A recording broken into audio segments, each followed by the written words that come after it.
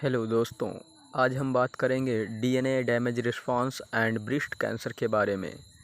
तो समझते हैं अब डीएनए का फुल फॉर्म क्या होता है। डीएनए का फुल फॉर्म है deoxy ribo nucleic acid. Breast का कैंसर बेसिकली डीएनए में डैमेज हो जाने की वजह से स्टार्ट हो जाता है।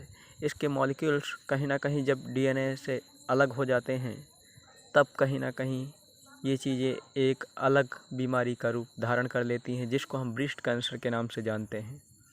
ब्रेस्ट कैंसर बेसिकली डीएनए के डैमेज होने के कारण होता है।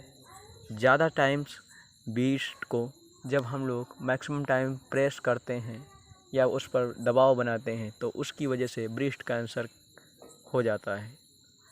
उसका कारण यही होता है कि उसका जो डीएनए है वो टूट जाता है, अर्थात दो पार्टों में डिवाइड हो जाता है, या फिर उसके सेल्स अलग अलग हो जाते हैं।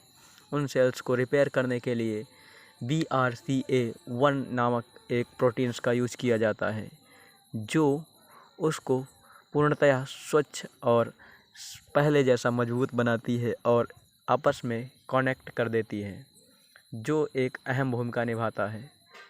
डैमेज को रिपेयर करने के तुरंत बाद हम उसको नॉर्मल डीएनए की तरह ट्रीट कर सकते हैं, परंतु ध्यान रहे कि डीएनए की संरचना इतनी सूक्ष्म होती है कि वहाँ पर कोई भी किसी भी प्रकार का फिजिकल कांटेक्ट नहीं बनाया जा सकता।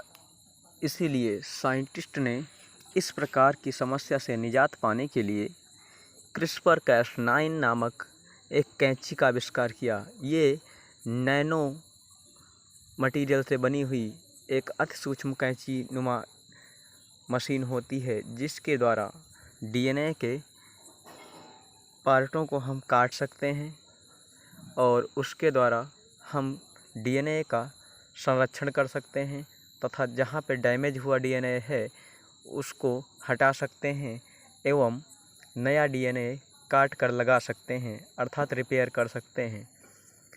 तो अहम भूमिका निभाता है CRISPR-Cas9 डीएनए के संरक्षण एवं रखरखाव में। ये तभी संभव है जब कहीं ना कहीं उचित उपचार किया जाए।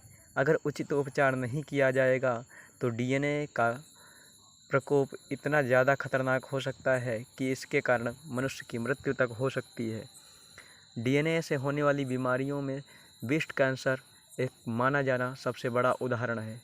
इसको हम तभी सही कर सकते हैं जब या तो डीएनए को पूरी तरह से ठीक कर लिया जाए, अन्यथा उसमें एक नया अन्य पार्ट जोड़ दिया जाए।